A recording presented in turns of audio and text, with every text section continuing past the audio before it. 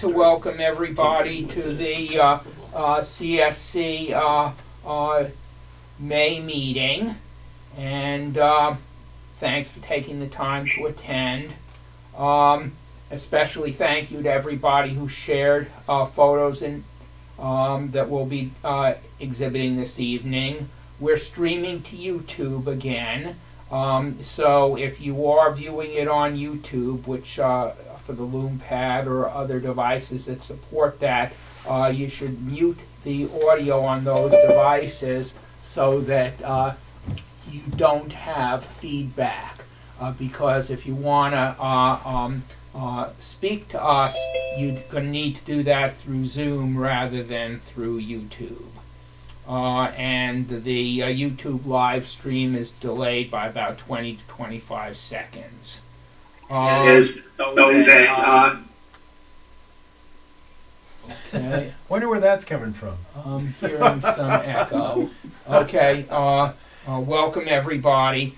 Anyway, I assume everybody has been able to find the Stereoscopic rooms, and so you can view things either on Stereoscopic rooms or on the YouTube live stream. So anyway, the theme for this evening is geometry. We have a whole bunch of people who submitted photos. Actually, Jim, you had said you wanted to ask a question, so I'll let you ask that question now. You'll need to unmute yourself if you want to. Okay, thanks, Herb. I'm wondering who would like to go, who would planning to go to the convention in Wichita, Kansas? And if anybody from this area is going, it would be fun to take the same flight to somewhere in Texas, I think. And then if I go to the convention and I want to do a workshop, and I'm looking for someone to help me teach the workshop. Okay, so if anybody is going, let Jim know. Otherwise, there may be more people who join the meeting later, so Jim, you can ask the same question again later. Okay, thank you. Anyway, people should mute unless they're talking or answering questions to avoid undesirable background noise, and we'll get started.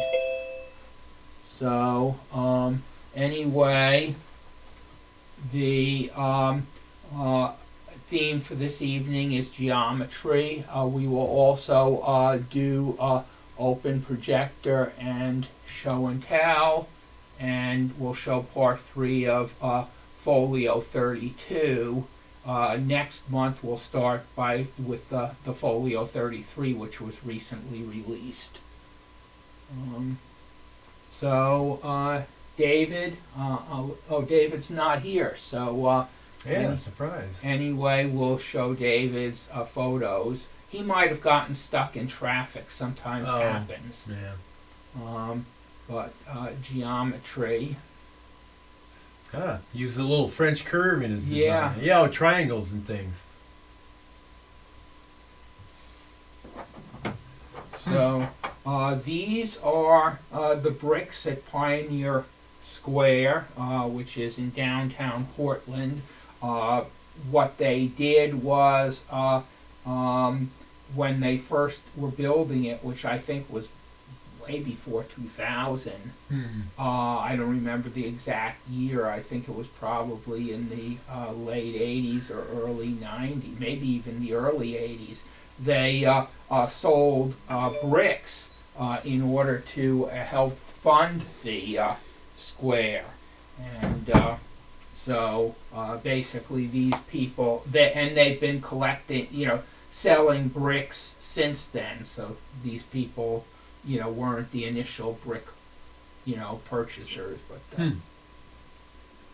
I have a brick there from the original time. Okay, do you remember what year that was? No. Okay. But then I have a funny story I'll tell. Our son Don and a group of school students were down there, and one of his classmates said to our son, "Hey, there's a brick that says Don, because that's his name, that he shares with his grandfather Don." Well, that was his grandfather's brick. Okay. So anyway, I think we've seen this before. These are, a lot of interesting chimneys. Yeah, it's a nice picture. I think that's shot in Portland too, is my recollection. Really pleasing. Ha ha ha ha. Oh. So Now, I'm going to guess that's photoshopped. There seems to be just a little bit of jaggies around the edge. my guess is that this is, altered. I don't know how he altered it. Probably Photoshop. Yeah. But, Nice job, though. Yeah.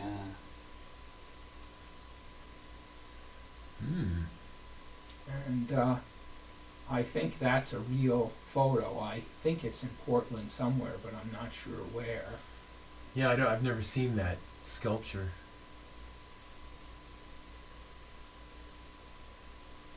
There's some building in the background with pillars of some sort, columns. I don't know if that's a tip-off, but it would probably be more of the other statues, which I've never seen any of these. And this is a staircase somewhere. I think that's one of his photos from, one of the former Yugoslavia countries. Okay. Not Croatia, but, it's like Dubrovnik. Where is that? Serbia? Not Serbia. Yeah, Dubrovnik's in Croatia. I've been there. Oh, okay. But there's Serbia, and then what's the other one?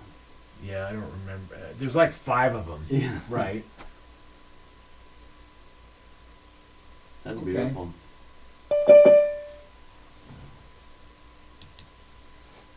And then this is the arch in St. Louis? St. Louis.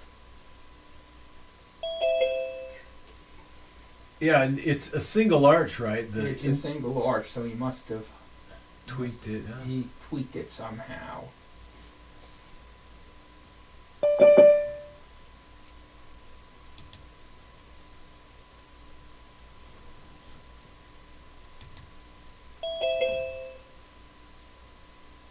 And I'm not sure where this was taken. Right.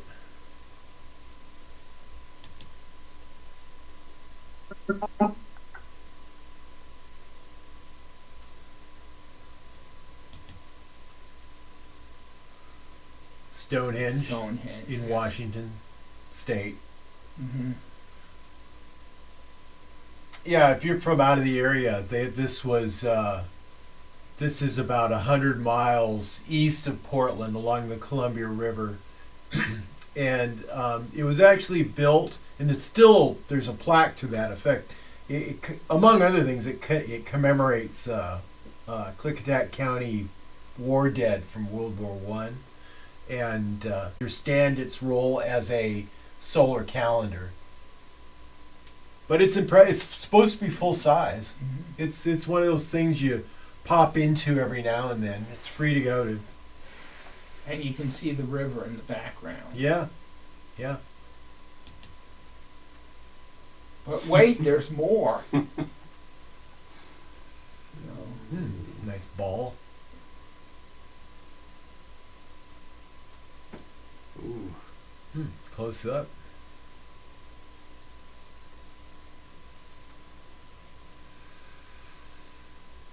Dodecahedron. It's interesting.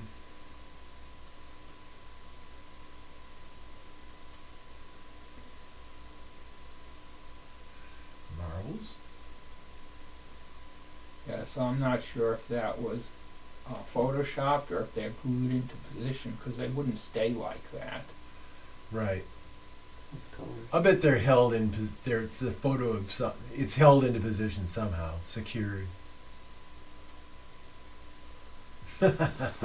Ice cream, waffle cone. All right. Okay, well, that's too bad David wasn't here to explain some of those, but thanks to David. And Matt. Good evening, everyone. Can you hear me clearly? Yes. Fantastic. Happy Memorial Day, all.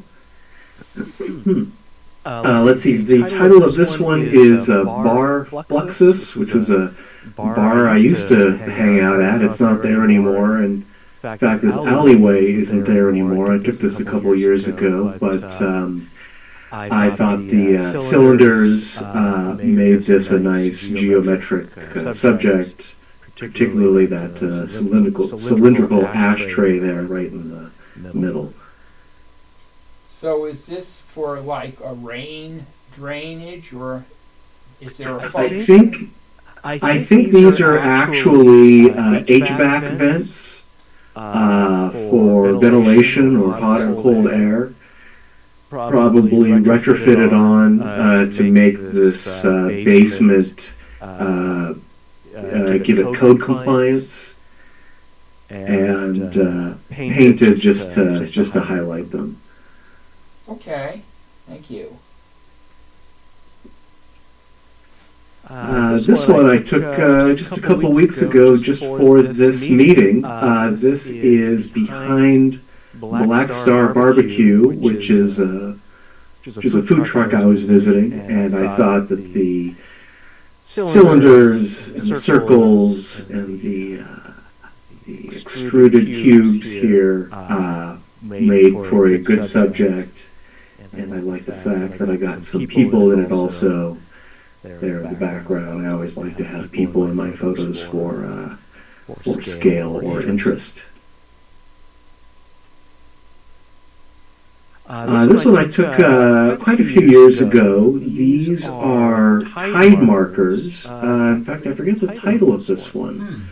Embarcadero Tide Markers is the title.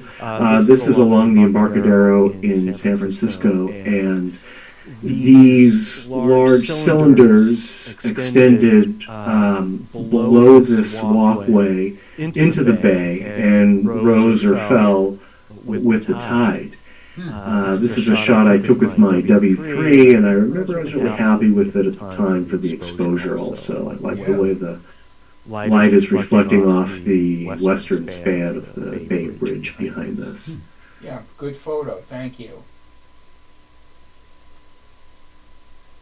And this I also took for this meeting a couple days ago. I guess this could be more like a perspective subject, but I thought the building forms made a good geometric composition. And I really took this because I liked the way the light was bouncing off of the reflective surfaces of the buildings and casting their own bright spots into the shadows. And this I took in Tacoma at 3D Con, was that 2022? So many years ago already. And this was just a walk, maybe a quarter mile down from the hotel, and I took a stroll one morning. This is a fountain. It was dry at the time, and I took pictures of the entire fountain. But again, this one has a person in it, so this is the one I chose. And again, I also like the way the light was hitting this feature.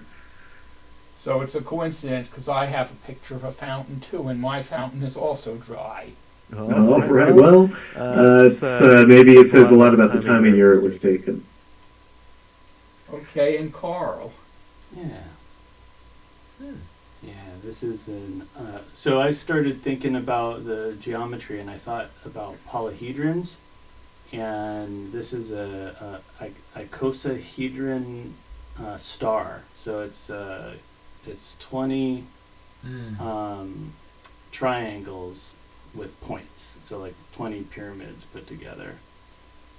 And I actually found this like a couple weeks ago when I was in this sort of, it's like an art salvage or art reuse store, and it was sitting up on top of a bookshelf. And I asked the guy, "Hey, can I buy that?" And he's like, "Sure, 50 cents." So I was like, "Okay." And I just threw it up in the air and took a picture. Oh, okay. I was going to ask Yeah. if it was a Photoshop. No, thing, that's but- real. That's real. And there was actually a lot, there were a lot more trees, and I cropped it down because this seemed like a more pleasing size. Sure, yeah. Thanks. And this is, let me get it right, this is an Icosa dodecahedron. So it's got 20 triangles and 12 pentagons, and they all have points. And this was made for as a gift from a friend like 10 years ago. She was a mathematics student, and she's gone on and become a mathematician and a professor and all this stuff. But it's been sitting around her house this whole time. And so I started looking at it. I was like, I could take a picture of that. And I just threw it in this bush. Yeah. And this is a Goldberg polyhedron. And it consists of, like you can see on there, 6-sided like hexagons and the pentagons put together. And I put it, it's my kid's bath toy in a bowl. Oh. So, and I pushed it back a little bit with Yeah. the Stereo Photo Maker. It's got the circle though. Yeah, so it's kind of a modified, I guess, so you can get your hand in there. Oh. Yeah. So, yeah, so this I took with a W3, and it's the side of a building, looking up at it, and it was raining, and so you might, maybe not on the smaller screen, but there's a little bit of rain on the top right-hand side, and it's always raining, you know. I mean, it's a little tricky sticking your Are camera. those some sort of window blinds then, or what I is think that? those are just artistic pieces on the side of the building. I don't think they have any functional purpose. I'm not sure really. This is down on the south waterfront in Portland. Interesting. Yeah, Very geometric. yeah, yeah. Yeah, different. Okay, and this was something I wanted to ask some more experienced photographers than me about. Go ahead and ask. Yeah, well, I wanted to take a close-up picture of these bismuth crystals, like that filled the whole screen, and that you could get some depth and see across them or down into them. This is bismuth. It's an element. I think it's got 83 protons going all the way down, Right. and it makes these crystals. It's a metal. So I experimented. I tried a lot of things. I went out and talked to people at camera stores, and I researched on the internet. I thought about like doing some, like what's it called, like with a binocular macroscope, and that didn't seem like it would work. And then I figured like a macroscopic lens. I have an old Macro. DSLR. And I thought maybe I could do that, and there's this stuff called focus stacking software, Yes. and I thought maybe I could do focus stacking in two different like parallel shots. So this here is the piece of bismuth is about 2 inches long, and I still remember I got like a little rail. And it's just an iPhone camera, and the stereo base between the pictures I took was 1 millimeter. Whoa. Yeah. So and then I experimented with zooming in, but none of those were really ready for prime time. Well, this came out good. So, is there a specific question that you have? Well, I was wondering if these ideas I've had about getting a more macroscopic photo sound like they would work. Like, can you take two sequences of like photo stacked? No, I'm sorry, focus stacked. Yeah. So if you pictures do, and then Absolutely, yes. Okay. Okay. Yeah, it's like Another thing you might consider is low light and long exposure. Oh, yeah. A single low light source and long exposure. Okay. Okay. Yeah, I hadn't considered that. This is in direct sunlight. I was just trying to get the aperture as tiny as possible, and you can see on the that's a deck rail, and you can see where it's in focus on the deck rail. It's pretty shallow. Well, your subject is in focus, so you can block the background. You don't need the background. Now, you said you use the 1 millimeter stereo base. I think you can use more. Okay. And also you can turn your sample a little bit towards the camera to get a little bit more depth in it. I think the iPhone has a lot of depth of field, so you don't really need to do focus stacking, and you can use your phone. I mean, the picture looks pretty good. So as I said, block the background and increase the stereo base. Yeah, I concur with everything George says. I've done a lot of focus stacking stereo photography successfully, and it's worth experimenting with. But nowadays, the smartphone camera does a remarkably good job. And I too would make your base a little wider, but in doing that, it's going to add too much parallax to the background, so you will want to just put it behind a black cloth or something. Eliminate all the detail in the photo except in the subject. Basically exactly what George said. Thank you. okay, thanks, Matt and George. Well, I enjoyed hearing the names of all those solids. Great subjects. And so, Bob. Can you hear me okay? Yes. Okay. I always find, I went to Spain and they have a lot of Islamic architecture over there, and I just find that so unique. The shapes they use are kind of different than what we're used to.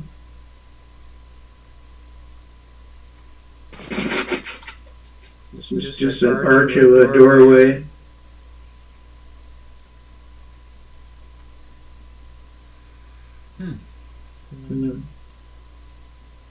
Yes, a pillar on a wall.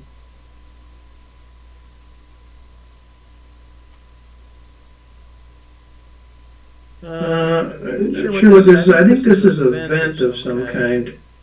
Had a lot of geometric shapes in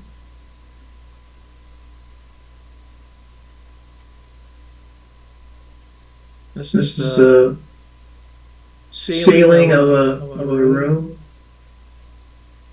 With a smoke detector. Yeah.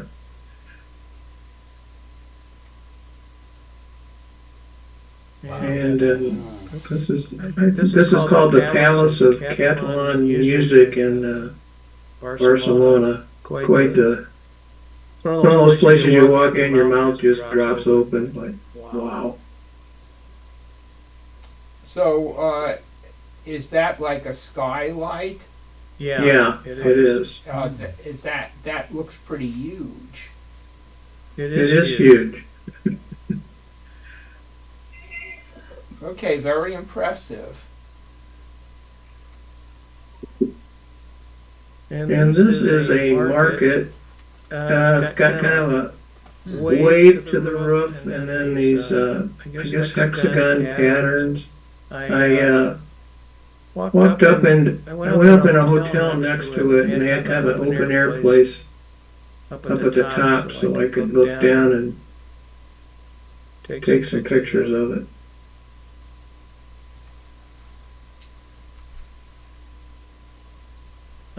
Corn Palace. This place where they use corn and seeds to make the pictures on the building. And so either they must waterproof them somehow or they must replace them every few years. They replace them every year. Yeah, what city is that in? Mitchell. Yeah, Mitchell, South Dakota. Yep.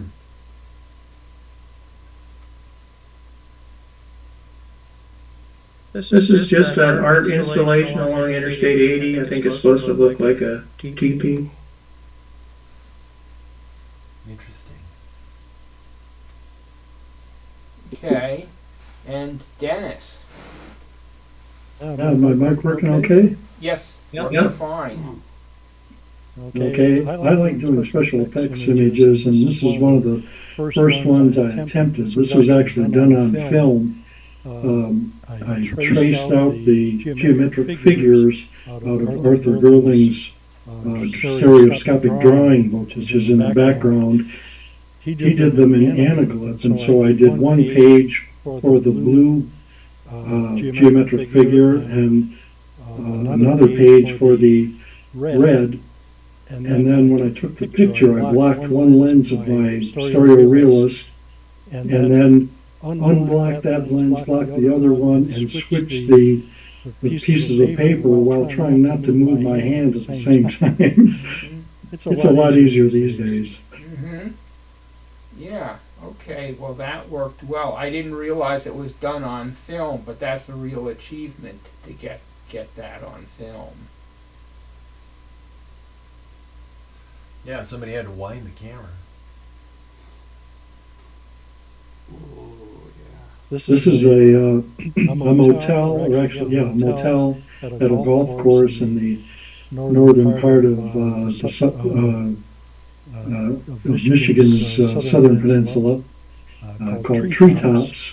And I walked out on the balcony, and every room had these holes in between the rooms, and I thought, oh wow, what a great stereo picture that would make. Yeah, it came out very well. And this I remember. Now this is what's called, I don't know if it's pronounced Drost or Drosty, but it's a manipulation of an image to bring it out in a spiral. So I call this one Spiral Clock. The original was just the face of a plain clock. Is this something Photoshop does? Because I've seen variations on this over the years. Yes, I don't know if there's a standalone version of that, but this is done with a plugin, a Photoshop plugin. And of course the challenging part is to separately do the right half and or the right eye and the left eye. Right. And I think we had an article on this many years ago in Stereo Views. Oh, on this exact. I want to say I've probably seen other images. Because I believe clocks. this was entered in the Cascade exhibition years ago. I'm sure it was. And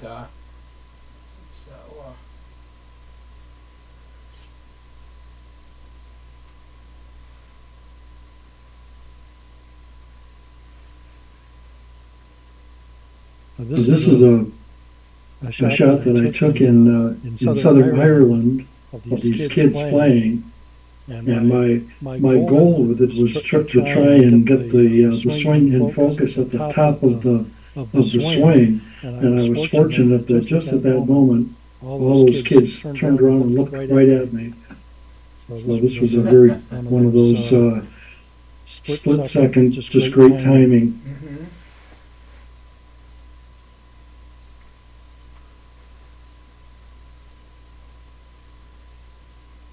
This is taken at Comerica Park, which is the home of the Detroit Tigers, and they have this carousel that's made out of baseballs, and the tiger symbol, in a circle.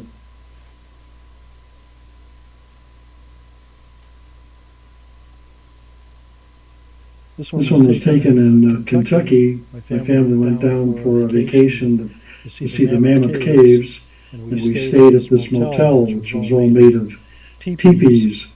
And the unusual thing about it is all the furniture that you usually deal with is designed for a rectangular room. And these rooms were all circular, and it made the room much smaller because nothing fit along any wall because of the circular walls. Yeah, it's interesting that you mention that, because not only is it basically round, but the walls are sloping. And I remember, seeing the same problem with furniture in an A-frame house, and I thought, wow, how unpractical to have slanted walls, so that everything, you have like a bookcase or something, there's only certain walls you can put it on, otherwise you drastically reduce the size of your room. Exactly. We had the same problem with a room in our attic, attic bedroom, where all the ceilings sloped up and it was hard to get furniture in there. Was that photo shot on film? Yes. It's nice.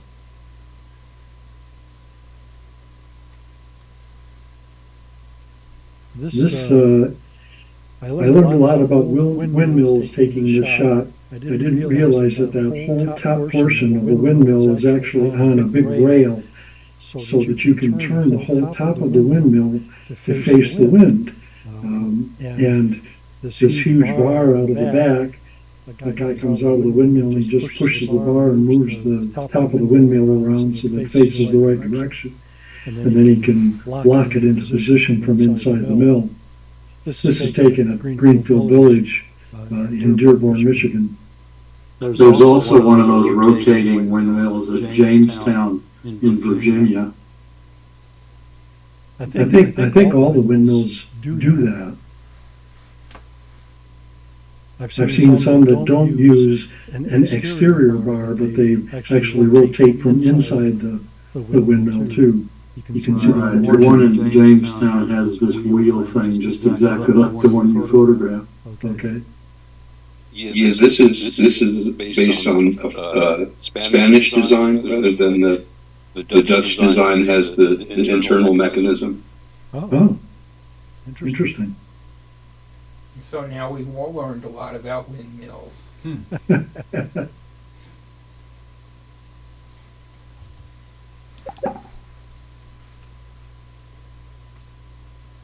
Okay, and Ken.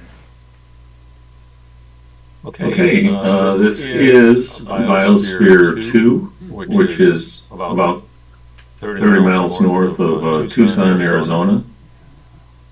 And, I thought it looked pretty geometric. I've got a series of photos. Wow. That's just a different angle. And is that a walkway that we're seeing coming out sort of toward the right? Yeah, I don't remember if it was a walkway or just a covering, but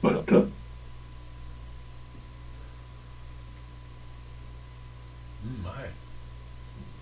Looking from the inside, you see how huge it is. right.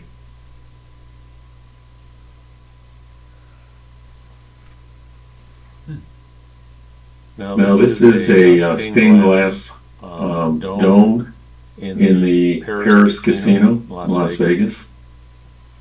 Wow. And this is a chandelier from, this is in Loveland, Colorado. Was that NSA convention there?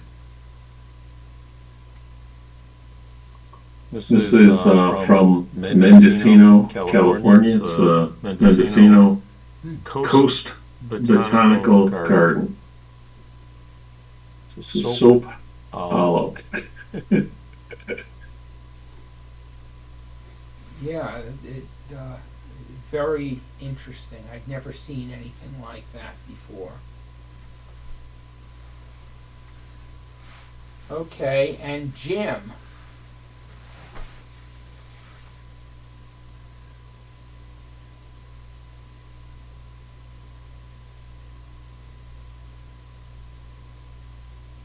Okay, that's just a circle template.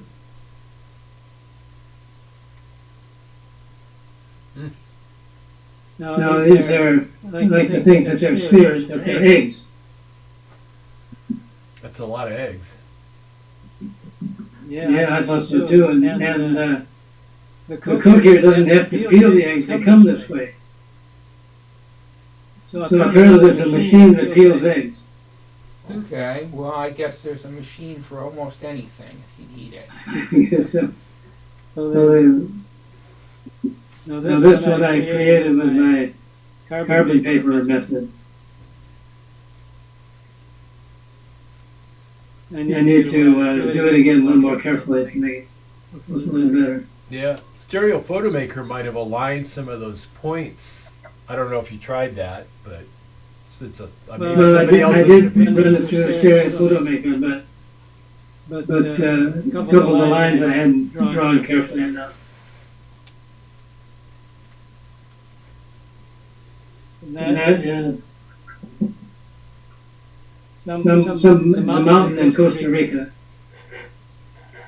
I actually call them a snow globe. Oh, it represents a particular mountain? Yes.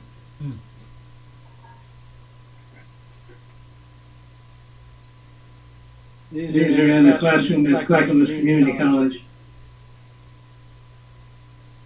By the way, I did a little 3D outreach. Our son teaches there, teaches in the art department there. And he wanted to do a thing about phantoms. And so he invited me to help present the idea of phantoms. And in one class period, several good phantoms were created by the students who hadn't thought of the idea before. Oh, very good.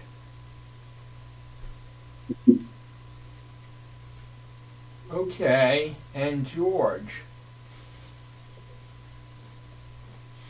Yes, well, I thought about this assignment. I thought it was quite difficult.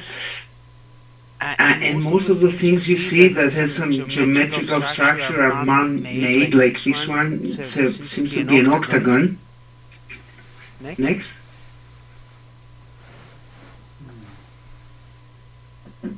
I do a lot of nature photography. Nature shows some symmetry. I don't know if you would call this geometry. I call it geometry. Okay. Next. Yep. This one, though, it's definitely geometry. I mean, these are perfect hexagons. Oh, wait, 1, 2, 3, 4, 5, 6, yes, hexagons. Hexagons. Okay, and basically for folks who don't know me, I do embroidery, and so I don't know if you can see my t-shirt, but same theme, and so Hornets or hexagons? Oh yeah, bees this time. Oh. Now that looks alive. Yeah, it's alive. It's alive. Okay.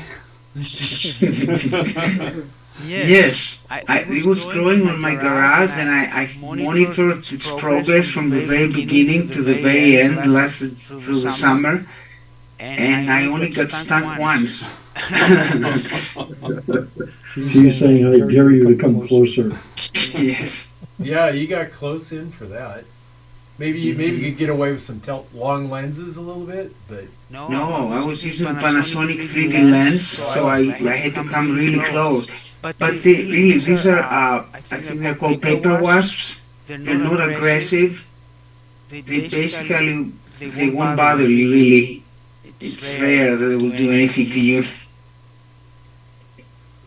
Next. Oh well, that's the wheel of the truck.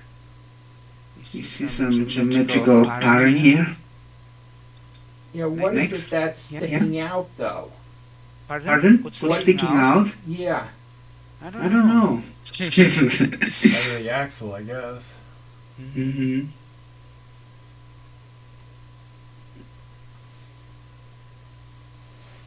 Well, this is the famous bean in Chicago. I had to Google. The official name is Cloud Gate, and I Googled what kind of shape is this? What kind of shape? No, I didn't find anything. All I could find is that this was inspired by liquid mercury. That's all it says.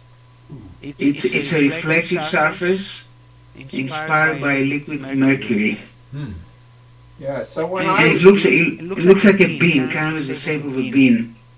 Okay, so when I was a kid, they weren't aware or it wasn't as widespread knowledge that mercury was dangerous stuff, and I used to play with these balls of mercury, and look what happened to me. I did that too, yes. Yeah, me too. George, I like the lens spacing that you chose on this. Yeah, I was using a twin camera, so it's kind of a little bit of a hyper. Yeah, very nice. Did you spray mercury on silver coins? It makes them look so shiny. What? Is that how you played with it? I remember seeing, and when I was a kid, I remember somebody had a little bit in a metal, inside of a metal, like mayonnaise lid or something. And they said it was poisonous. It was interesting, but I never knew a kids to do anything with it. I had some that was actually in a Gilbert chemistry set. Oh, wow. People, you put it in your hands and roll it around. Holy cow. Well, maybe that's where the mercury I saw came from, because I remember Gilbert chemistry sets, I would have seen mine about 1966 or so, while back. Oh, yeah, that's inside a building. My father was a chemistry professor, so he had lots of it. Mm-hmm. It's Chihuly in Tacoma, maybe? No, it's not Tacoma. It's in Columbus, in Botanical Gardens. I like how that rail goes off like that. That's nice. Oh, and here is a bridge close to my house. At arches and a lot of geometrical figures here. Yeah, it's quite a bridge. Mm-hmm. Okay, so I guess I cheated because I just went back and looked at old photos that I have. I didn't actually go out and shoot any new photos. But this is called Iris Fountain. It's in downtown Portland, and generally in the summer months they have water flowing over it. It's basically a lot of water, but I think this was late spring and they hadn't turned it on yet. And let's see, I'm gonna mute. I think that solved the audio problem. So anyway, it's amazing because kids will, go right up on the edge, and I'm surprised nobody's ever gotten hurt there, because if anybody got hurt, you would assume that they put fences around it and stuff like that. But anyway,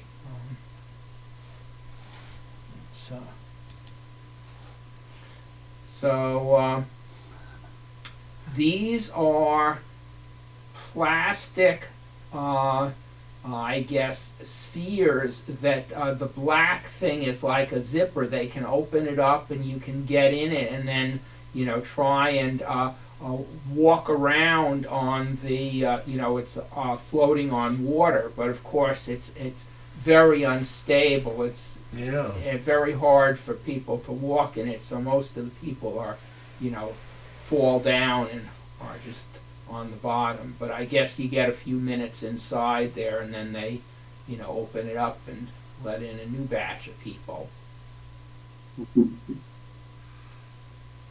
And so this is at the Chinese Garden in downtown Portland. And I thought the the walkways were really well, it's geometric and it's very decorative the way they've put different stones there to create the different colors and shapes. And this is at the zoo, the Oregon Zoo. And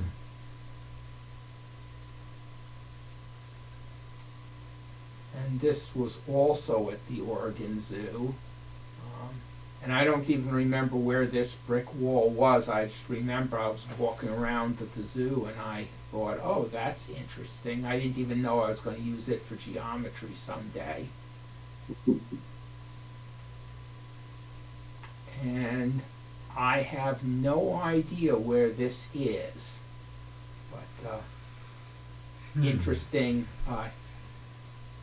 interlocking bricks. This is a walk, not a wall.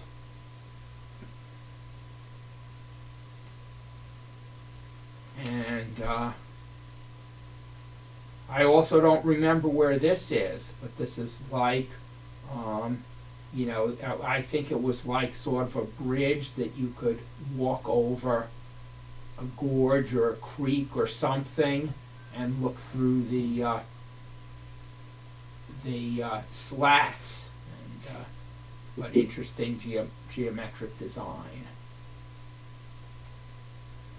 And this is probably my favorite of the bunch, and it's a sculpture in, I believe, northwest Portland, and I believe every piece in there is like bicycle gears. It's welded together to form a sphere.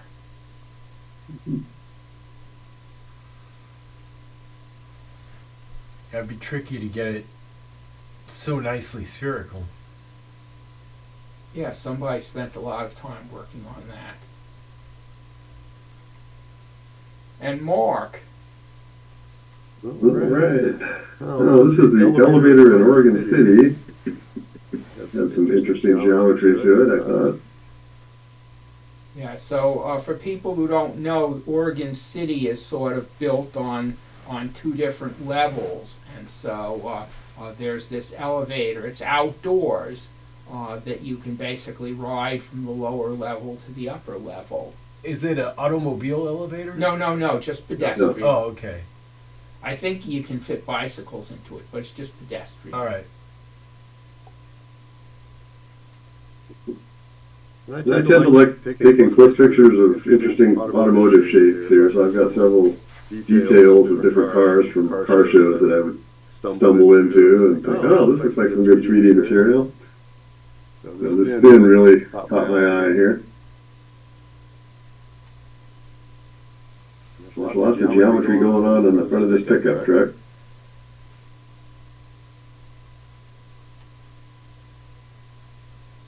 And I've forgotten which kind of car this is, but it's a classic 50s car of some kind here.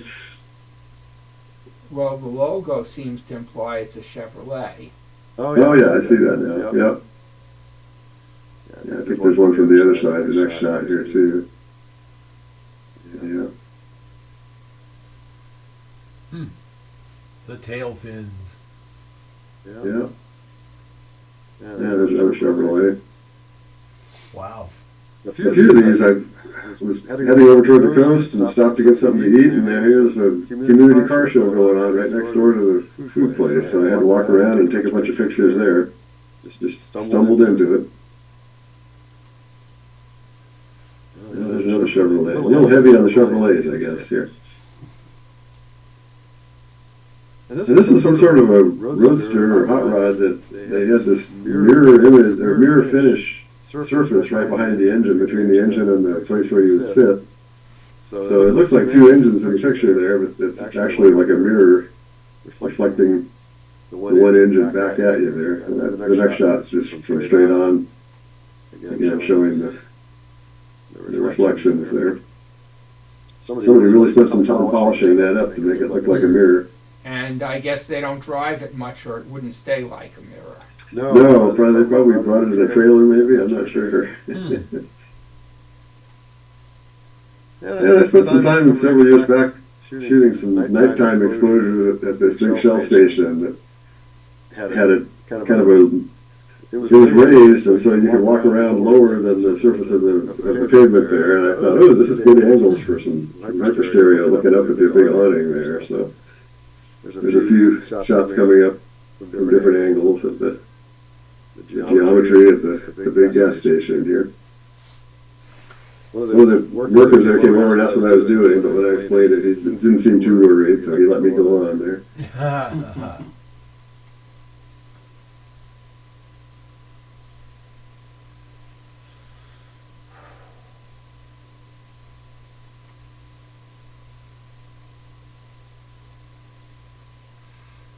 Yeah, it's a really nice subject.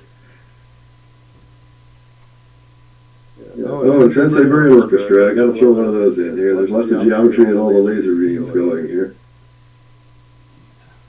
And for folks who don't know, Mark has taken some stereoscopic videos of the Trans-Siberian Orchestra, and they are on YouTube. So,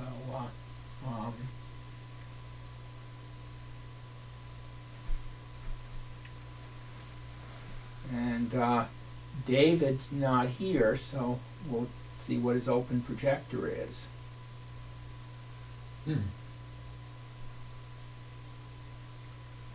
This may be a conversion, but I mean, kind of looks that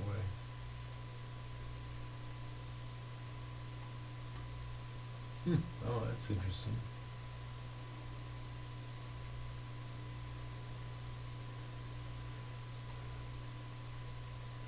Oh, this looks like an actual item then, huh? Yeah, I wish he was here to explain all this. Right. Yeah, it's fascinating, whatever it is. I think that last shot, you can like cross your eyes and see it in 3D. Maybe. Maybe not. Yes, you can. Okay. Huh.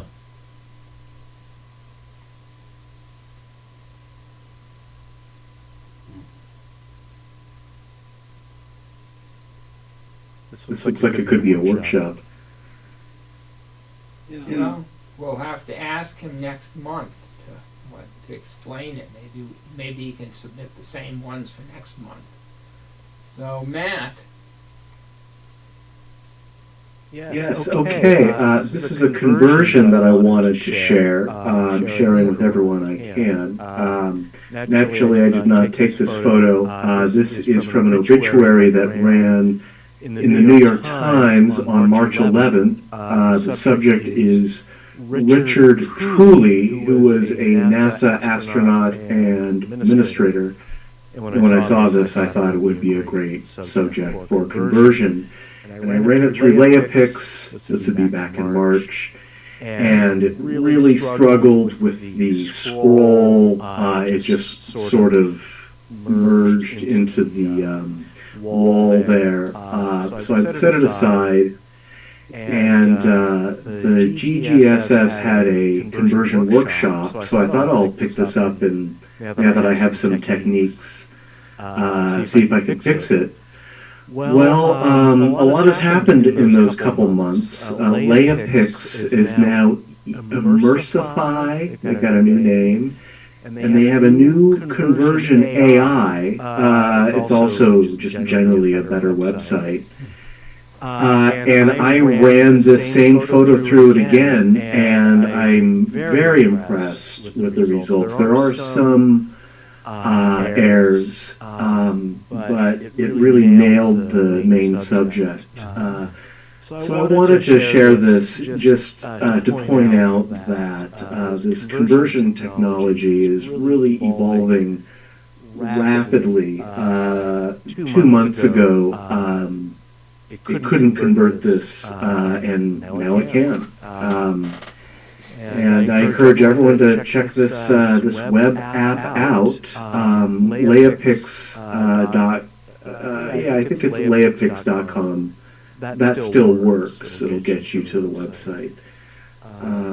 But give it a try. It's really remarkable. And a little promo to Golden Gate Stereoscopic Society. Basically, they sponsored a workshop that Peter Sinclair did a presentation on 3D conversion, and the workshop, I guess Peter's presentation went, well, maybe not quite 2 hours, and everybody thought that the workshop was over. And but I basically said, hey, I'd hang around as host if Matt wanted to leave, and the workshop went another 2 hours. Oh, wow. And Nima, who had been silently, listening to the workshop and not saying anything, in that second half, he basically made a lot of comments and really revealed a lot about the inner workings of the LeiaPix converter. So that is still on YouTube as far as I know, unless you've deleted it. And so it's there. I just put the link in the chat if anyone's interested. The types of errors that Peter corrects in the workshop seem to be much reduced now. So it's still worth watching the actual workshop. And as Herb said, yeah, stick around for the after party. That's where it gets really interesting. There's a lot of discussion about the future of stereo photography, spatial imagery, AI conversion, the whole bag. I'll have to admit, I'm usually not too interested in conversions, but this is one of the better ones I've seen. I would suggest pushing it back a little bit to fix the stereo window violations, but that's pretty impressive that was done just through an app like that. Yeah, and I agree. I decided not to touch it just to kind of show what it's capable of out of the box.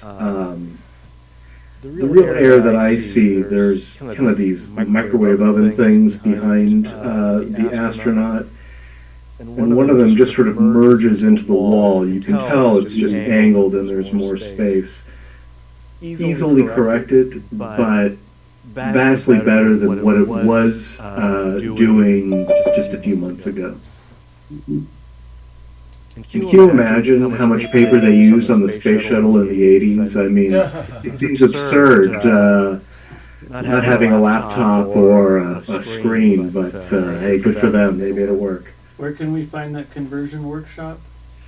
I put the link in the chat, and it's on the Golden Gate Stereoscopic Society's website. And if you can't find it, Carl, email me, and I will get you the link. Okay, thank you. What did it cost you to get that image out of LeiaPix? I think about 20 cents or so. There's a free version which is watermarked, and the formats and the resolutions are a little more limited. And then you can buy credits, some sort of credit system that they have, and it's not expensive. The amount of credits that a particular conversion costs depends on, I think, the type of format that you want to export it as. I exported this as a side-by-side parallel view, and it cost me, 25 cents, something like that.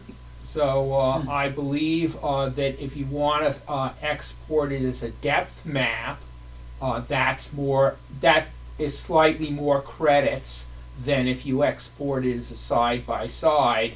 But then if you export it as a depth map, you can vary the deviation. So for example, if you wanted to create a lenticular with the depth map, you can basically create multiple views for a lenticular. Whereas if you just export the side-by-side, that works great for stereo, but it's not the best format for creating a lenticular. But I think even the most expensive option is really only 35 cents or so for each conversion. You have to buy, like 100 credits at a time, or I don't remember. I mean, you can't buy a single conversion, but it's not really expensive. It's if you consider the cost of a roll of film, it's basically a bargain. Yeah, I think it's definitely worth it, and it's fun. Hey Matt, did you do any corrections on this image? I mean, it looks much better than any of the conversions I've seen previously. Yeah, I made no corrections on this, and there are some that I would like to make, but I just wanted to illustrate how well they're coming out now. And that includes the window placement, the fact that the scroll is sort of coming out of the window, but at the point where it hits the border of the window, it's actually at the window. So that's something that this converter figured out on its own. It did a much better job than a previous attempt with the same photo, where the scroll was just impossible to restore. This looks really great. Okay. Yeah, I mean, basically, several years ago in Stereo Views, I had an article about doing a conversion with one of the, I don't even remember what it was called, where you had to, feed everything in manually. There were, like a gazillion steps, and I'm sure this has just advanced so far since then. Anyway, moving on. So Bob,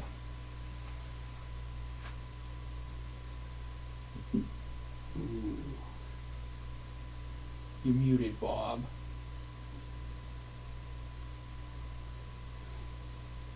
There we go.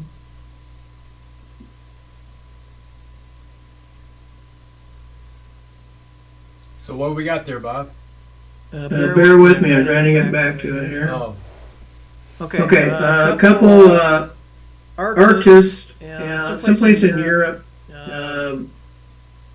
contacted some art museums, got some art from over 50 years old, and projected it onto a person, and then painted with body paint on this person to make their art. So this was kind of shocking, I think, to start with, but I mean, the gentleman is in the background with his face painted red with a red background, and they painted this lady on his head, of course, with his eye for her mouth. I thought that was pretty strange. And I did, these are conversions, I used Marigold for these. Yeah, I've actually used similar effects just with straight projections, not using any paint. Just actually projecting on people and then photographing them. They did project these and then painted from the projection. Right. Yeah, mine were not with paint, just the projections. Right.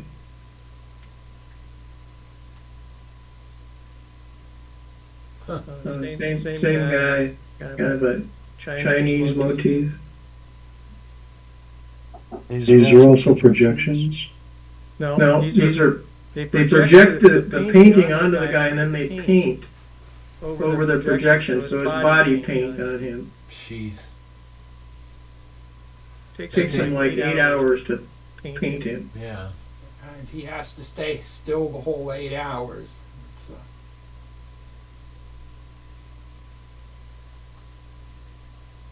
You see where he is on this one? Oh yeah, I see it now. It's like upside down. His head's at the bottom. Wow. Is this body artwork? Is this like exhibited at a gallery? Is this a... You know, I just found it online, and I wish I would have written more down about it, but I failed to do so. This is AI. I've never done the AI stuff before, so I asked it to do a gorilla on a high bar, and then I converted it, and I just thought this was pretty neat because I think the audience makes the whole picture. I didn't ask for an audience or anything like that. Thank God it's wearing clothes. Yeah.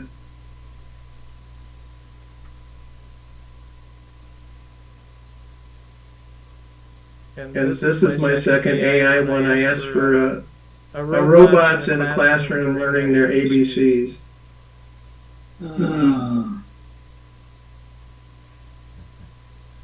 So Herb, maybe you understand that stuff on the chalkboard. No. Doesn't make any sense to me. No, doesn't make any sense to me. Okay.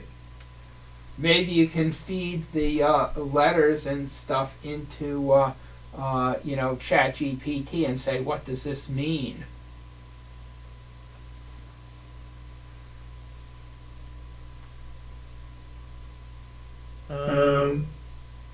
There was a on Photo 3D, there was a thing about wigglograms that was being talked about, and I looked at those, and at the bottom of the page there were some other links for some other pictures. This is supposed to be some series of humorous pictures, kind of from the Victorian era. I don't find this very humorous, but I think it's pretty weird. So I converted that.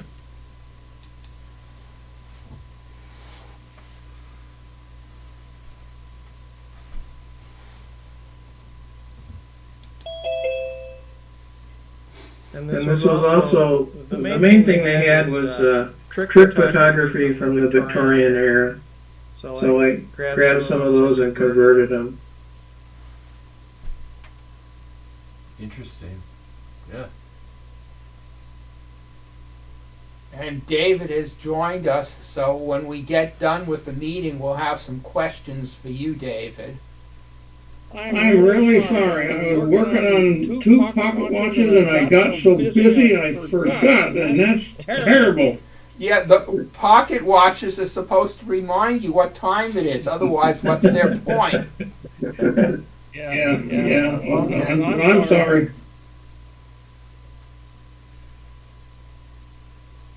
Head on the tray here.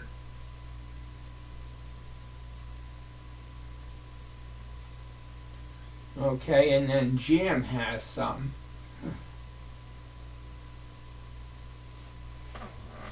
There's a shot into a fish pond here.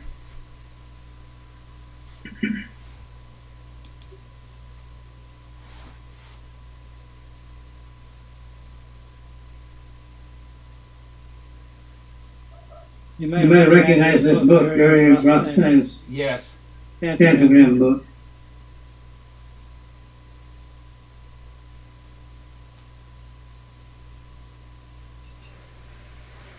I think these are some that I submitted a month ago. Looks familiar. Is this Salem? No, this is Indianapolis, near that huge war memorial, looking down at the state capitol. We were there to see the total eclipse, and we saw it. Wow. So I lived at a place in assisted living place in Milwaukee. Let's see, I don't remember where I saw these flowers. Oh, I do too. At the greenhouse thing at the Indianapolis Art Museum.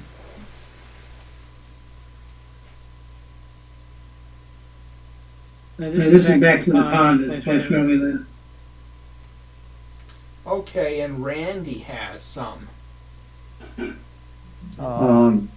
My theme on the open was on spring, April showers bring spring flowers, and these are just some flowers around my house.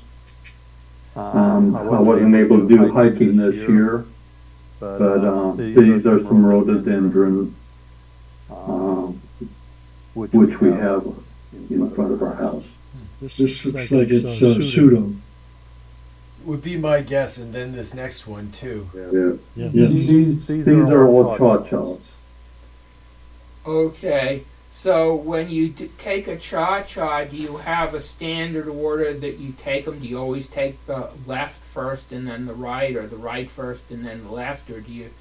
I usually do left to right. Okay, which is what I normally do, which basically means that the lower number photo is going to be the left image, but it looks like you may have reversed these. Well, then I've probably done that on way too many of them. These are peas that are growing in the backyard. And buttercups.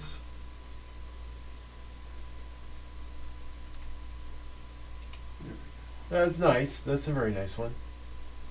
Clematis down by the old swing set that we built years ago. Yeah, really nice light on that one. That's a close-up. There's a lot of flaws in that flower, but I like the detail of the center.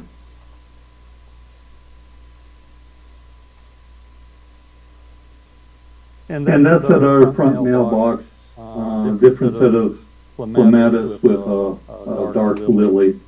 And I just like the light of that when it happened. I haven't been able to hike a lot. I was hoping to get out in the woods, but got something similar to long COVID going on. Well, I hope you're feeling better soon. Okay, and George has some open projector. Yes, well, I like to mention that at the NSA and the PSA I will have two workshops. One is on cropping stereo images and the other is doing things with your phone. So my presentation tonight is about the cropping workshop. So I'm going to show you a few examples where I use cropping to improve the picture. Like, look at this one. This is my niece and her dog, and there are distractions on the right. So in the next one, I've cropped. Basically, I create a portrait and I kind of eliminate the distractions and focus on the main subject. Next.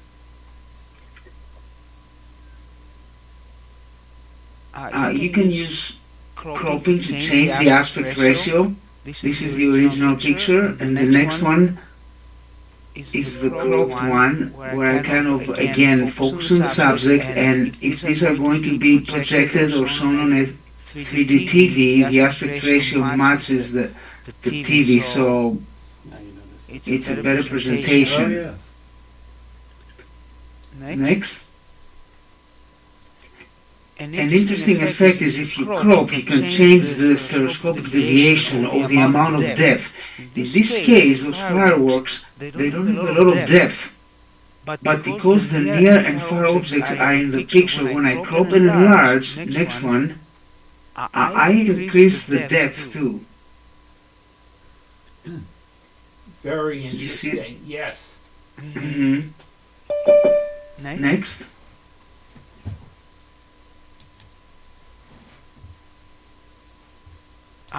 This is a picture that I was going to delete when I took this. It doesn't really show anything.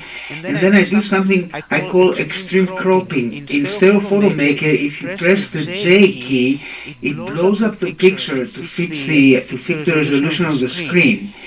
So look at the next picture. After I hit J and I moved around, I was able to get this view, which I really like, and it's amazing that this is just the cropped section of the previous picture. Yeah, you know, it's amazing because you don't think of it, because the first one I would have said, oh, you know, so what, until you see the second one. Right. Yes, the train emerging from the woods, also the lights, they're signing. A few seconds later, as the train moves, the lights are not looking at the camera anymore. Next.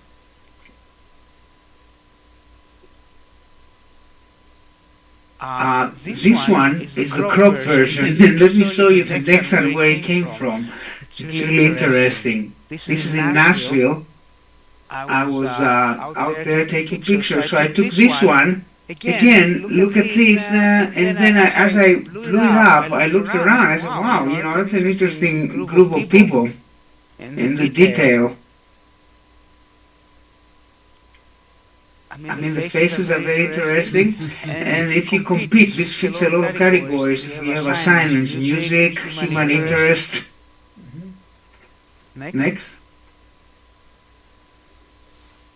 Oh, here I have Vinny, is my neighbor's dog, that I walk him almost every day. This is the original. When I took this, I was anticipating what I was going to do with it. So this is the original, 35mm lenses and normal stereo base, 66mm. So the next step is to blow this up by hitting the J key.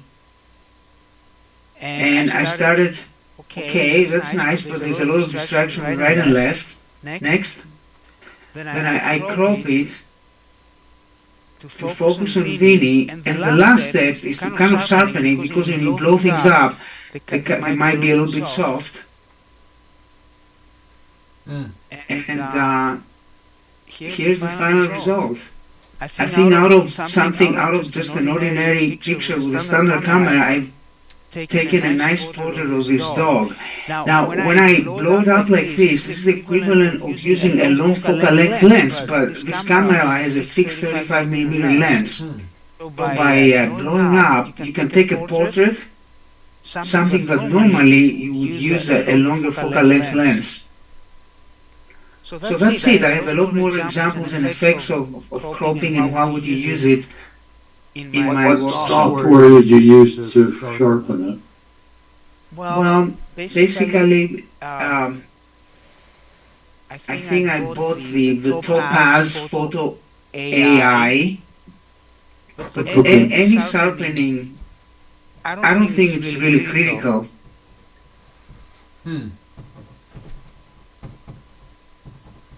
Oh, it did a good job, though. Thank you, George. That's very educational to see. My favorite sharpening is actually on my Samsung phone. And then the standard photo editor on a Samsung does a great job. Okay, so anyway, Ron Kriesel let us know that he had, a lenticular exhibit at the Gladstone Community Center. It turns out the address that was in the stereo views was incorrect, so if anybody is really interested in seeing it, it's open through this Friday. Email me and I'll give you the correct address. But there were only 2 photos in the exhibit, so I mean it wasn't a huge exhibit. And both of them were photos that we exhibited at the State Fair previously. But anyway, my wife and I went down just to see the exhibit, so I took this picture of my wife looking at one of the photos.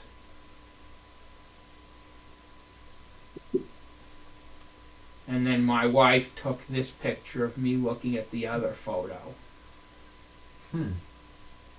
I also went and saw that.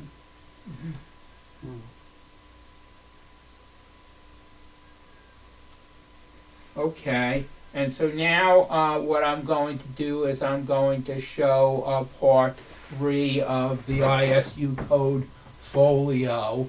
So what I need to do is I need to share my screen.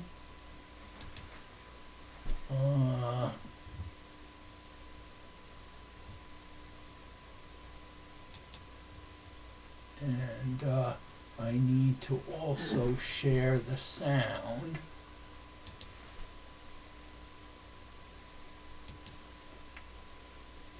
And So let's start that.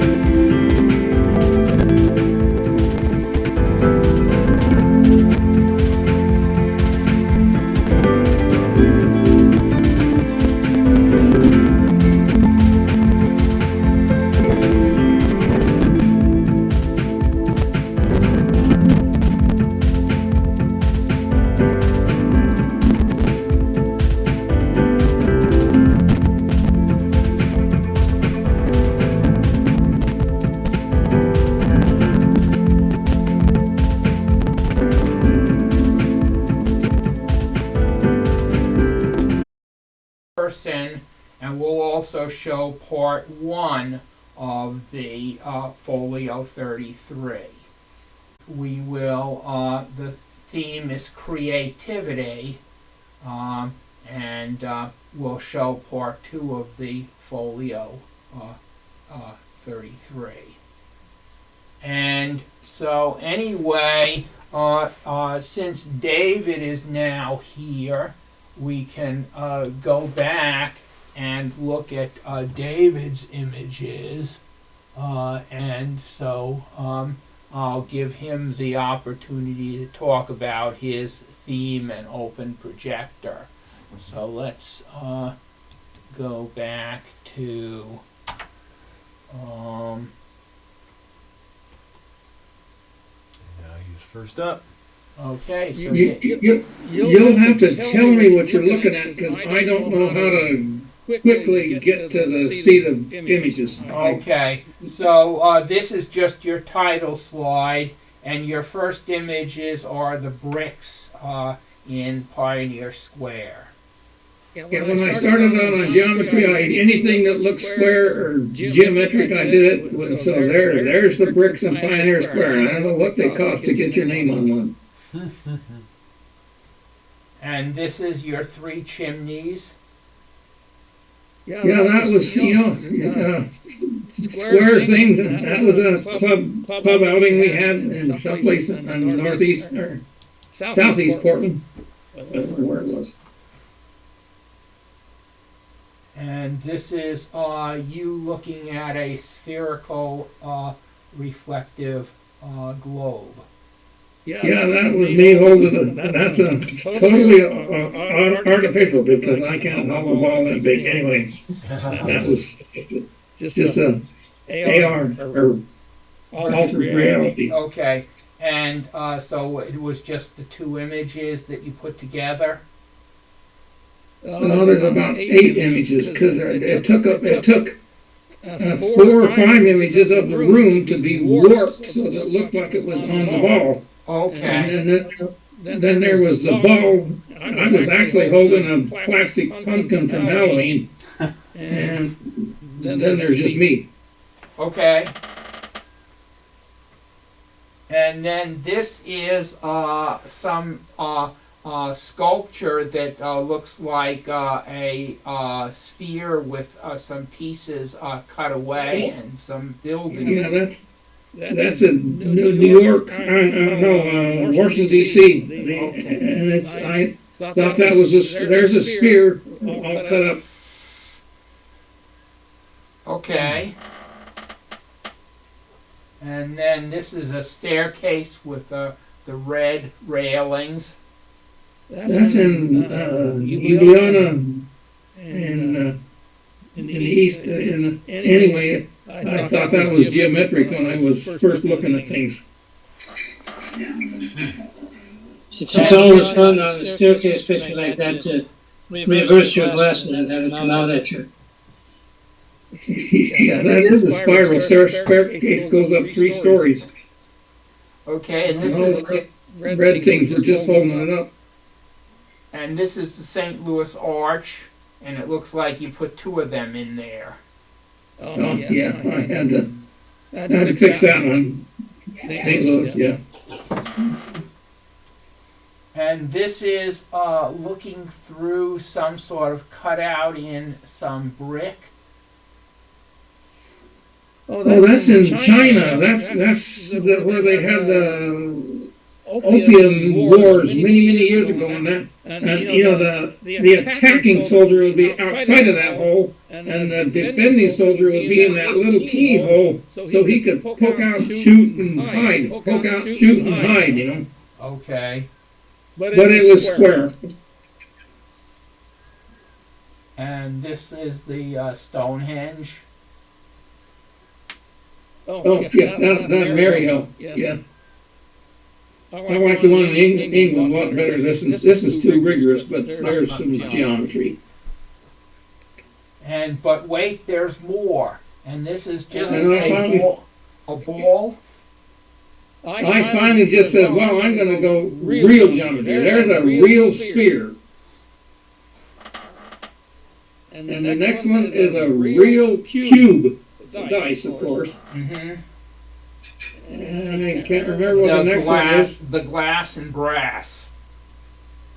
Say that? It's glass, etched glass with brass frame. Dodecahedron. I don't remember what it was. Okay. And then there are some, I guess, marbles stacked. Oh yeah, that's a pyramid of marbles. If you want to count them, there's 30 marbles in there. And are they glued together, or? I had to use little sticky clays to hold them while they stayed, but they weren't glued permanently. They came apart. And then a waffle cone. Oh yeah, and there's a cone. Yeah, I found a. If you like ice cream, there's a cone for you. And that's the end. So then you have some open projector, and let me find where those are. That's what I really wanted to talk to you guys about, so I'm glad you'll give me a chance to talk to them. Okay, so basically, let me go to those. Always finding that the first one is just our granddaughter. She's now graduating from high school. That's when she was about 3, I think. I don't know, 3 or 4. Okay, and then wearing anyway, that's as you see it, that's a 3D image. Now this is the surprising thing, and Herb will appreciate it. My grandson does 3D printing, and I sent him that picture, a black and white picture, and he has a 3D printing software that will print that into a printed, 3D printed image. Okay. And so that is looking at the 2 side-by-side images that he sent back.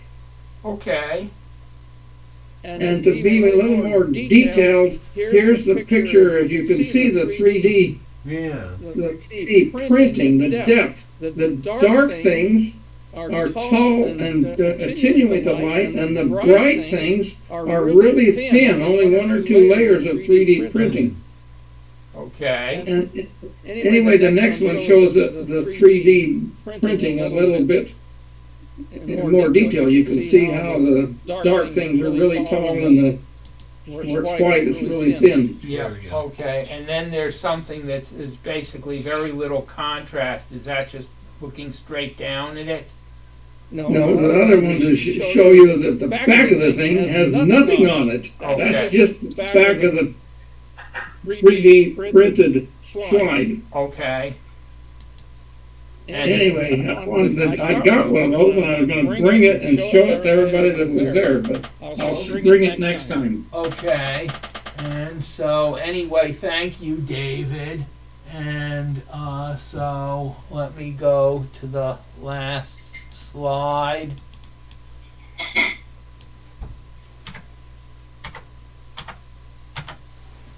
So, basically, that's really the end of the official meeting. So what I'm going to do is stop